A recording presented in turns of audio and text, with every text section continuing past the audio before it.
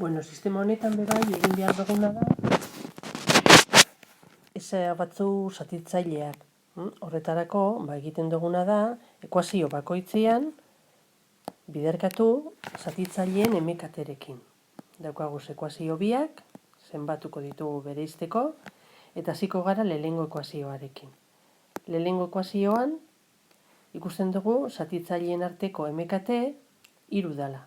Beraz, bider 3 egingo dugu lehenengo atala eta bigarren atala.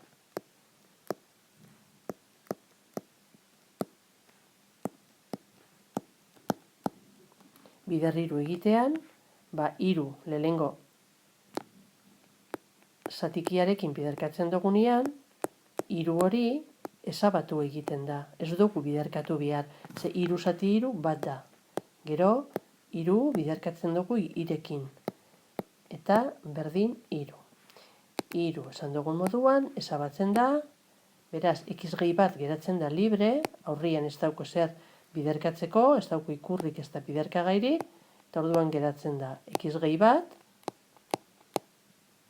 gehi 3i,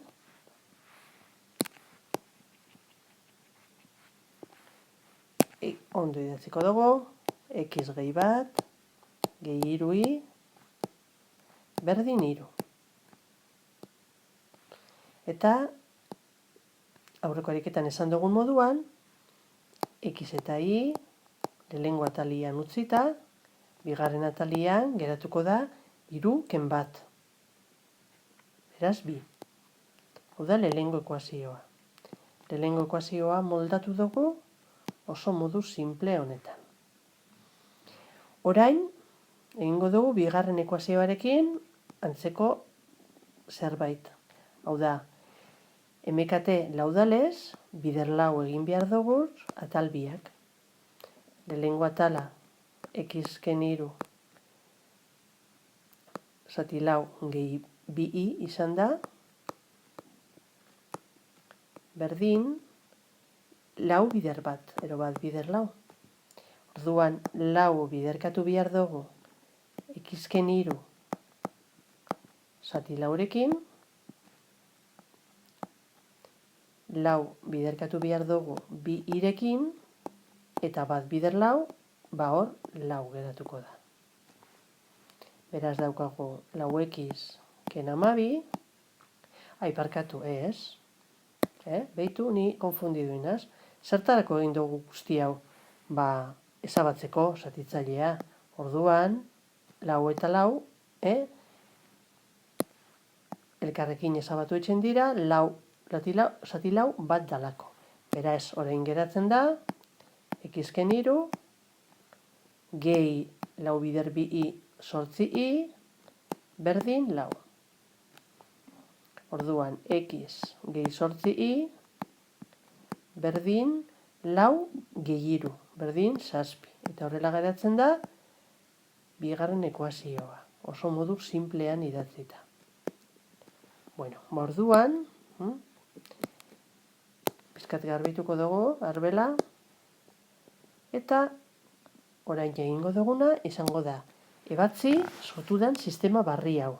Sistema baliokidea dugu. Sistema baliokide hori ebatziko dugu hemen. Hau da, eratudan sistema da lehenengo ekuazioa,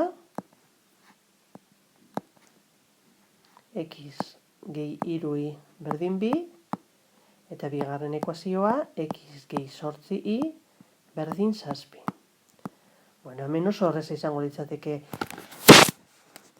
laburtzen metodoa, baina bebai ordezkapen metodoa, eta bueno, ez errepikatzeko laburtze, niri asko gustatzen zait, baina ez errepikatzeko, egingo dugu, x berdin 2 ken 3i, hau da, askatzen dugu i, eta bebai askatzen dugu, x askatzen dugu ekuazio bietatik. Berdina askatu dugu ekuazio bietatik.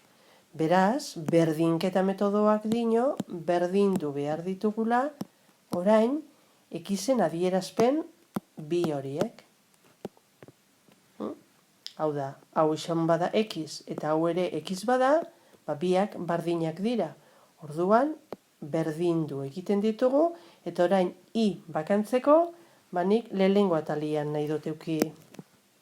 Bueno, egingo dut, honela, bai? Hau da, nik bi kendu nahi dut hemendik, minus bi ipintzen dut hemen, eta minus bi ipintzen dut hemen.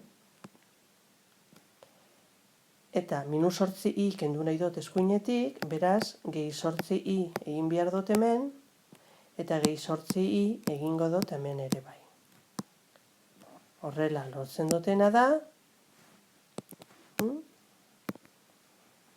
biken bi ezabatzea, eta geratzen da hemen, minus 3i gehi 8i, bosti.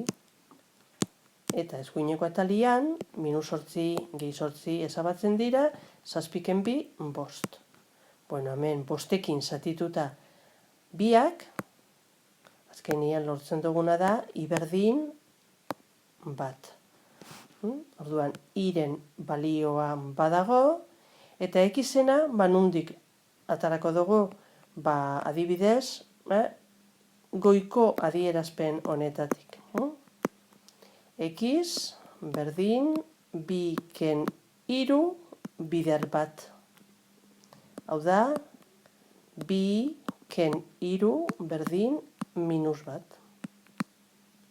Beraz, X berdin bat izan da, eta X da minus bat.